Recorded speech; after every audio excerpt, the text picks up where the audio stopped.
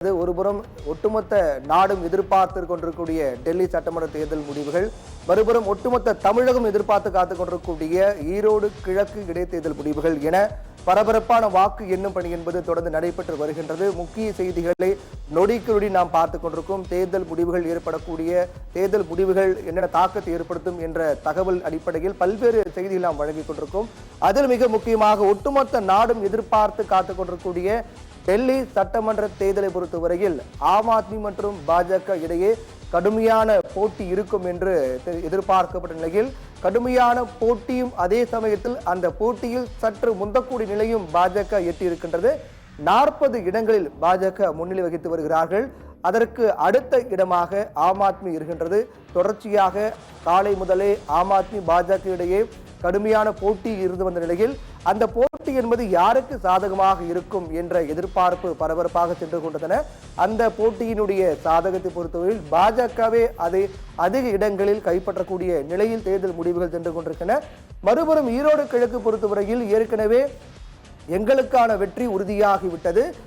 நாங்கள் மிக முக்கியமாக கவனம் செலுத்துவது வெற்றிக்காக அல்ல, வாக்கு வித்தியாசத்துக்காக என்று திமுக வேட்பாளர் தெரிவித்திருந்தார். அதன் அடிப்படையில் வாக்கு வித்தியாசம் என்பது மிக அதிகமாக சென்று கொண்டிருக்கிறது.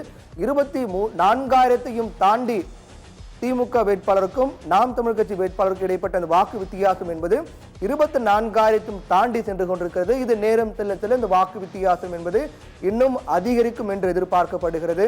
அதன் தொடர்ச்சியாக நாம் முழு தகவலை பார்த்துக் கொண்டிருக்கோம். டெல்லி சட்டமன்ற தேர்தலை பொறுத்தவரையில் ஆம் ஆத்மி 30 இடங்களில் முன்னிலை வகிக்கிறார்கள், பாஜக 40 இடங்களில் முன்னிலை வகிக்கிறார்கள். காங்கிரஸ் 1, 2 என வந்த நிலையில் தற்போது எந்த தொகுதியிலும் காங்கிரஸ் முன்னிலை இல்லை. அனைத்து தொகுதியிலும் 70 தொகுதியிலும் காங்கிரஸ் பின்னடைவுதான் சந்தித்து வருகின்றது. இந்த தேர்தலை பொறுத்தவரையில் காங்கிரஸ் இந்த தேர்தல் போட்டியிலே இல்லை என்ற அளவுக்கு தான் மக்கள் காங்கிரசுக்கு வாக்களித்திருக்கிறார்கள். வாக்களிக்கவில்லை என்று கூட சொல்லலாம். அதன் அடிப்படையில் தேர்தல் முடிவுகள் முழுமையாக வெளியான பிறகு ஒட்டுமொத்தமாக காங்கிரஸ் கட்சி பெற்ற வாக்கு சதவீதம் எவ்வளவு, ஆம் ஆத்மி பாஜக பெற்ற வாக்கு சதவீதம் எவ்வளவு என்ற கேள்விக்கான விடை நமக்கு தெரிய வந்துவிடும். அதற்கு இடைப்பட்ட நேரத்தில் பாஜக ஆம் ஆத்மி இடையே கடுமையான போட்டி நிலையில் தற்போது ஆம் ஆத்மி 40 இடங்களும், ஆம் ஆத்மி பொறுத்தவரையில் 30 இடங்களில் முன்னிலை, பாஜக பொறுத்தவரையில் 40 இடங்களில் முன்னிலை வகித்து வருகிறார்கள். மேஜிக் எண் என்பது 36 தான். 70 தொகுதிகள் கொண்ட டெல்லி சட்டமன்ற தேர்தலில் 36 இடங்களை கைப்பற்றினாலே அங்கு ஆட்சி அமைக்கக்கூடிய சூழல் உள்ளது. ஆனால் பாஜக 36 என்ற எண்ணையும் தாண்டி 40 இடங்களில் முன்னிலை வகித்து வருகிறார்கள். இது பாஜகவுக்கு மிகப்பெரிய வெற்றியாகும். பல ஆண்டுகளுக்கு பிறகு 93 முதல் 98 வரை அங்கு பாஜக முதலாக டெல்லியில் ஆட்சி செய்தார்கள். அதற்கு பிறகு ஒரு முறை கூட டெல்லியை பாஜகவால் கைப்பற்ற முடியவில்லை.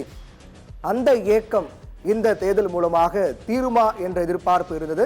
அதற்காக பாஜக தொடர்ச்சியாக பல்வேறு யூகங்களை கையாண்டார்கள்.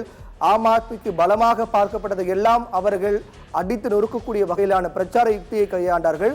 இவை அனைத்தும் பாஜகவுக்கு கை கொடுக்கிறது என்பதுதான் இந்த நொடி வரையிலான தேர்தல் முடிவுகள் காண்பிக்கின்றன. தொடர்ந்து இந்த தேர்தல் முடிவுகளை பொறுத்தவரையிலும் ஆம் ஆத்மிக்கு ஒரு மிகப்பெரிய பின்னடைவு தான். ஏற்கனவே 2013, 2015, 20 என தொடர்ச்சியாக 2 சட்டமன்ற தேர்தலில் ஆம் ஆத்மி தனிப்பெரும்பான்மையோடு ஆட்சி அமைத்தார்கள்.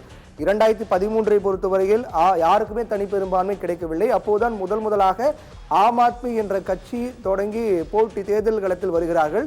2013 டெல்லி சட்டமன்ற தேர்தலை பொறுத்தவரையில் பாஜகவுக்கு 31 இடங்களும், ஆம் ஆத்மி முதலாக தேர்தலை சந்திக்கிறார்கள். முதல் தேர்தலிலேயே 28 இடங்களை அவர்கள் வெற்றி பெறுகிறார்கள். காங்கிரஸ் 8 இடங்களில் வெற்றி பெறுகிறார்கள். அப்படியாக இருக்கக்கூடிய நிலையில் யாருக்கும் தனி பெரும்பான்மை கிடைக்காத காரணத்தால் 2013ஆம் ஆண்டு வேறு வழி இல்லாமல் ஆம் ஆத்மியும் காங்கிரசும் கூட்டணி அமைத்து அங்கு ஆட்சி அமைக்கிறார்கள்.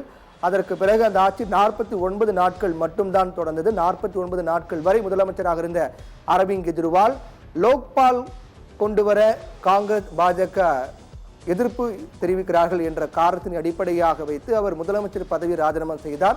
அது டெல்லி மக்கள் மத்தியில் ஒரு மிகப்பெரிய ஆதரவு அலையை ஆம் ஆத்மிக்கு ஏற்படுத்தியது. அதன் எதிரொலியாக தான் 2015, 2020 என 2 சட்டமன்ற தேர்தலையும் ஆம் ஆத்மி தனி பெரும்பான்மையோடு ஆட்சி அமைக்கிறார்கள். 67 2015, 2020 62 என தனி பெரும்பான்மையோடு ஆட்சி அமைக்கிறார்கள்.